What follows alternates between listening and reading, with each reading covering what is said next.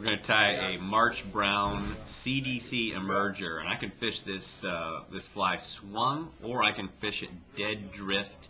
It's going to sit down in the film a touch more than a Comparadon or a Parachute March Brown, but it's still this fly is great, especially on picky fish. Pheasant tail. I'm going to take 3 to 5 strands, individual fibers of pheasant tail. I'm going to have my thread positioned mid-hook shank. That length of the tail should be no more than the length of the hook shank. I'm going to tie that in right on top, come back to the bend, and I don't want that tail to roll over the natural bend of the hook, but just to the edge of it. So if I draw a line straight up from the barb, that's where my tail should be. Now I'm going to dub a body. We use a little wax. Makes it considerably easier to dub this natural fur. This little possum, rabbit would work. And I'm going to twist that up, and it doesn't need to be perfect. This is a wet emerger. It's a natural fiber, so it's not going to be like a fine and dry antron, super tight body. It could be a little buggy, and I like that about it.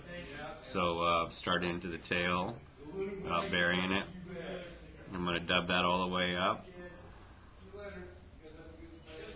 And leave plenty of room up front, so I've got way too much dubbing. I'm just going to pick that off.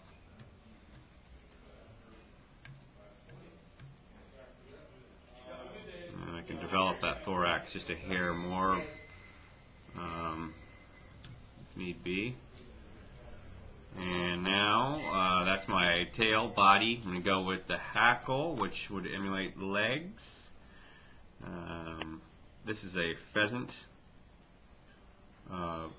neck, but you could use the pheasant body feathers, or it's a pheasant. That's a partridge feather.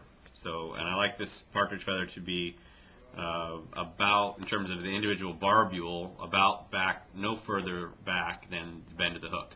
So if I come into the point of the hook with a nice short feather, that's fine too. I'm going to tie this in by the tip, and this is these feathers can be a little finicky. That's the butt end of the feather. I've peeled off the fluff. I'm not going to use that. I'm going to peel it back till I get just the tip, and that's where I'm going to secure that. And I can cut the tip off right there and use my hackle plier. I don't need many wraps here because we're just trying to do legs. I can just do a couple wraps and be happy with that. Now here, it's important to wrap towards the eye. This can get a little messy. I'm going to brush this back to get a little natural curve back with this partridge. It's very soft, so it will work with you. Each wrap is going toward the eye, but really it's only 1 or 2 wraps, and that's all I need. And then I can just tie it off. And then that's the legs on the fly. And really, if you make too many wraps, you get kind of out of control on this partridge. You lose it pretty quickly. Cut that. I'll brush everything back, cover that up with thread, kind of clean up the loose ends. And now I'm going to finish the fly with a couple of CDC feathers, which are great in terms of flotation and movement. The March Brown wing has kind of a mottled look to it, so I'm going to do a light CDC feather and a dark CDC feather in hopes of imitating some of the modeling that the natural mayfly wing has. And I'm just going to clump those together. It doesn't have to be perfect. So I get to the same, roughly the same length, and then bunch them together, kind of pitting them all together to make one little wing. I want this wing to go back to the body. I don't want it to go way back to the tail here, just to the end of the body. And CDC is nice compared to hair stuff to tie in. It's soft, so measure it to the body, to the end of the body. Keep that on top of the hook. Clamp that down.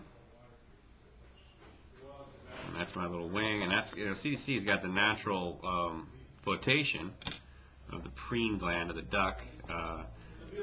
Naturally keeps those feathers waterproof. The rest of the fly sinks. It sits right in the film. It's fantastic. Developed head there, so if I want to swing it, it'll get down just a hair. And that is your CDC March Brown emergency.